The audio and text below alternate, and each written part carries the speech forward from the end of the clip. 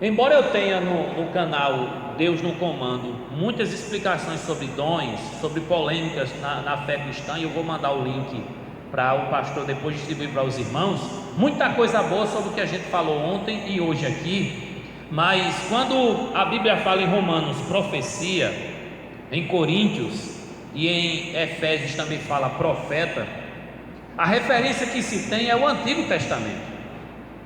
O Antigo Testamento havia pelo menos 3 ministérios. Outros poderiam ser chamados de ministério, mas os 3 ministérios do Antigo Testamento é sacerdote, profeta e rei. As pessoas eram movidas para essa função e respeitadas por essa função. Na apostila vem explicando muito essa função tríplice, que Davi executou essa função de sacerdote, profeta e rei. Samuel também, ele foi juiz, né? Ele operou o trabalho executivo, mas ele também fez a função sacerdotal e a função profética. Moisés, a gente vê um destaque também desse tipo de Cristo.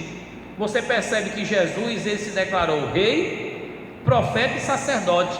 Então o que estava acontecendo no Antigo Testamento apontava para quem? Para Jesus no Novo Testamento. Então nada era por acaso. Algumas coisas se tornaram temporários, não é? Algumas funções temporárias e alguns ministérios temporários, outros continuaram de uma outra forma e melhor. Na época do Antigo Testamento, as pessoas consultavam a Deus através do homem. Hoje vai diretamente a Deus. Para você ter uma ideia, quando o povo queria falar com Deus, tinha que ir ao sacerdote. O sacerdote, ele era o mediador entre Deus e os homens. Quando queria o perdão de Deus, tinha que confessar o sacerdote. Dá para entender por que na igreja católica o padre é chamado de sacerdote e as pessoas têm que se confessar a ele. Eles vão buscar no Antigo Testamento e ficam presos lá. Não vem para o Novo. Não sai da antiga aliança, fica na velha aliança. Mas se uma aliança se renovou, a velha não serve mais, porque existe uma nova aliança. Não que os livros da Bíblia não servem mais, porque a palavra de Deus é de Gênesis e Apocalipse, mas o que se entende do Antigo Testamento é através da lente do Novo. É o Novo que explica o Velho. É por isso que nós somos evangélicos, porque é por causa dos evangelhos que nós temos a leitura do Antigo. Então a profecia no Antigo Testamento era através da vidência e da mediação. Eles viam e ouviam coisas que Deus mostrava. O nome disso que as pessoas usam hoje são revelações. Embora alguns tenham visagem e revelamento, mas quando a coisa não é falsa, é verdadeira, e a gente sabe como identificar isso. Tem que discernir se o Espírito vem de Deus ou não. Tem que provar se a profecia vem de Deus ou não. Mas antes havia um ofício profético. Eles ouviam de Deus para falar com o povo. Deus queria falar com alguém, tinha um profeta para falar. As pessoas que eram visitadas pelo Espírito Santo era tudo temporariamente. Os dons eram distribuídos entre uns e outros e não sobre todos. Deus falava com uns e outros e não especificamente com todos diretamente. E aquelas pessoas com quem Deus falava eram pessoas que eram porta-voz. E profeta no Antigo Testamento quer dizer porta-voz. É o Nabi, é o porta-voz. E esse porta-voz era aquele que falava em nome de Deus exatamente o que Deus mandou falar. Hoje em dia a coisa ficou bagunçada. Qualquer coisa que você quer dizer agora é Deus falando. Qualquer coisa que vem na sua cabeça, Deus manda te dizer. Deus manda te dizer. Olha, Deus me revelou. A coisa ficou bagunçada.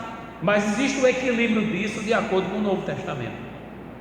A Bíblia entregou o sacerdócio a todos os crentes. A Bíblia entregou a mensagem profética, que é a Bíblia, a todos os crentes. O que é profetizar no Antigo Testamento? É mostrar a lei de Deus para que o povo cumpra. É levar as pessoas ao arrependimento dos pecados que estão fazendo.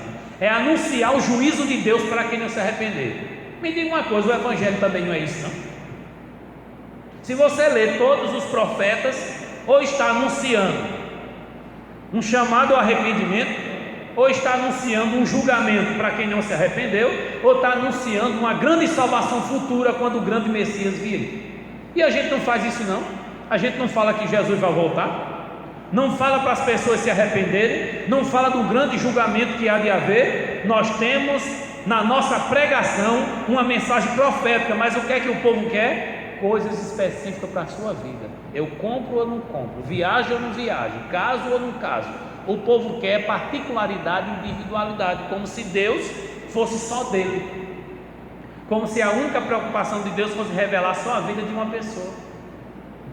Então, o Novo Testamento fala de dons e fala da presença, permanência do Espírito Santo nas pessoas. Então a unção de Deus não está só com o profeta, o sacerdote e o rei. Os ungidos não são só 3 pessoas na nação toda. Os ungidos são todos aqueles que têm o Espírito Santo na nossa vida, na sua vida. Joel profetizou, Ezequiel profetizou que havia um derramamento do Espírito Santo sobre toda a carne. No futuro isso vai acontecer. Em plena festa de Pentecostes, estavam todos reunidos, Jesus já tinha ido embora. De repente um vento veemente e impetuoso se ouviu sobre aquele lugar, e foram vistas línguas de fogo caindo sobre cada pessoa, e cada pessoa que recebia aquela língua de fogo visível, que todo mundo estava vendo, eles passaram a falar numa língua que nunca falaram antes, e todos foram cheios do Espírito Santo. Não entenderam, ficaram assustados, e Pedro disse: o que está acontecendo aqui foi exatamente o que profetizou Joel, capítulo 2: do meu Espírito derramarei sobre toda a carne, vossos filhos e filhas profetizarão. À medida em que os apóstolos estão explicando esse novo mover do Espírito Santo, o que mais explica é o apóstolo Paulo, porque em Atos acontecem muitas coisas desse movimento espiritual. Atos não deveria ser chamado de Atos dos Apóstolos, deveria ser chamado de Atos do Espírito Santo, porque é o Espírito Santo que chama os apóstolos, que consagra os apóstolos, que fala com os apóstolos, que move, que guia e que faz acontecer a conversão, a unidade. O trabalho desenvolvido é pelo Espírito Santo, deveria ser Atos do Espírito Santo.